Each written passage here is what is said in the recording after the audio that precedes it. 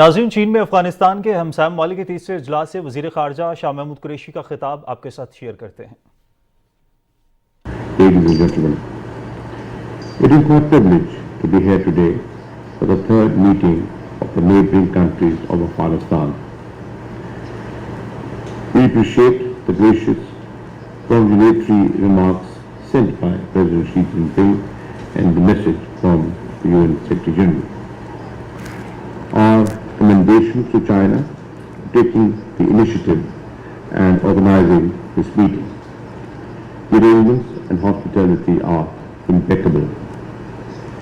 As in the previous sessions, we look forward to a substantive exchange of views and crafting a constructive way forward on the myriad aspects of the situation in Afghanistan.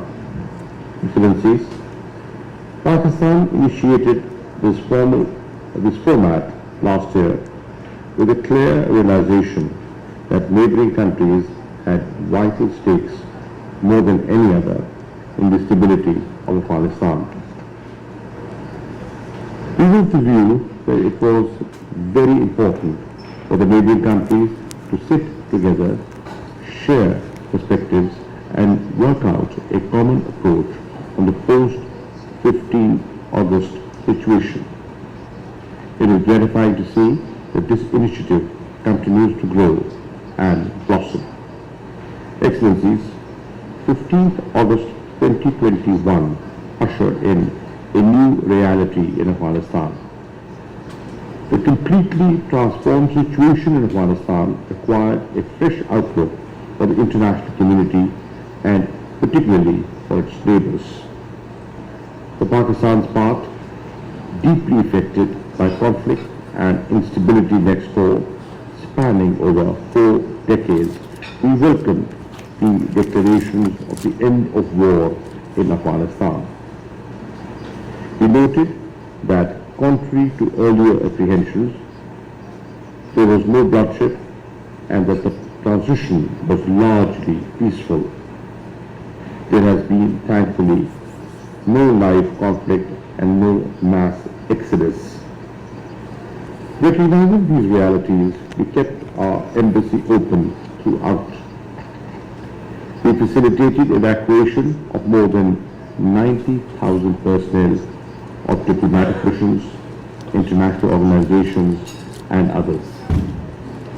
We stressed to the international community not to repeat the past mistakes and called for a pragmatic approach laced with practical engagement.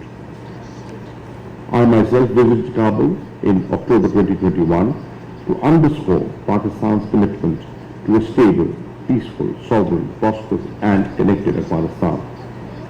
I also share the international community's expectations from the new Afghan authorities to help avert a humanitarian crisis and strengthen Afghanistan's quest for a sustainable economy.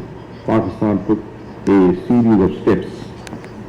These included a Pak rupees 5 billion assistance package, including provision of wheat, increase in the number of commodities being traded in local currency, and capacity building in different sectors. We facilitated international assistance by acting as a humanitarian bridge to Afghanistan. In view of the dire humanitarian situation and a potential economic meltdown, Pakistan hosted an extraordinary session of the OIC Council of Foreign Ministers in December 2021. The session resulted in a number of concrete decisions, including the establishment of a humanitarian trust fund and appointment of a special envoy. In a nutshell, all our efforts have been geared towards promoting stability and mitigating humanitarian and economic fallout as the foremost priorities. Excellencies, going forward, it is essential to take a broader view. While the war in Afghanistan has ended, millions of Afghan children should they still face starvation. Afghan hospitals face acute shortages of medicines, equipment and personnel.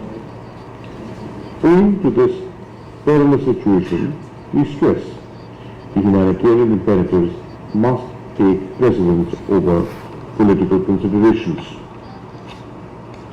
While there may be valid political concerns, the fundamental need is to focus on humanity as well as the well-being of 40 million Afghan people. I should underline here that the frozen Afghan foreign bank reserves belong to the Afghan nation and their utilization should be the sovereign decision of Afghanistan. We will continue to support Afghanistan's access to its frozen assets so that these precious resources can be utilized for the welfare of the Afghans. Excellencies, today, in our view, there is a historic opportunity after 40 years of conflict to finally establish sustainable peace in Afghanistan. The process could be consolidated by working together in a constructive partnership. At this transformational moment, the international community has justifiable expectations from the interim government on inclusivity, girl education, respect for human rights, and effective counter-terrorism action. It would be fair to leave it to Afghanistan to decide whom to include in the cabinet. Being prescriptive on this account may not be helpful. The Afghan authorities should nonetheless consider ways to ensure inclusivity in the governance structure and other walks of life. It is understandable that Afghanistan is coming out of the shadows of a long war. Yet, practical steps including opening of jobs for women will strengthen the interim government's credentials. We urge the Afghan authorities to keep taking positive measures, including allowing girls access to education and promotion of human rights, which would help in further promoting international engagement and access to needed financial resources. We do recognize that effective counterterrorism efforts require long-term sustained planning and coordination. Progress in counterterrorism will depend on the interim government's capacity and willingness of the international community to support their efforts. Pakistan remains ready to support Afghanistan in this regard. Excellencies, it is clear that beyond the immediate humanitarian questions, we need to think of long-term economic sustainability and development. Until the wheels of commerce and industry are allowed to spin, the lives of the ordinary Afghans will not improve. The ideas of regional connectivity will not materialize without a blueprint for long-term infrastructure development. Only viable and prosperous Afghanistan in the long run is one that serves as a trade and energy corridor for the entire region. Therefore, promotion of regional connectivity and energy projects in Afghanistan should remain our cherished goals. In this regard, we support China's proposal to establish working groups on political diplomacy, economic cooperation, and security and stability. We also suggest considering enhancing counter-terrorism cooperation under this format, given our common interest.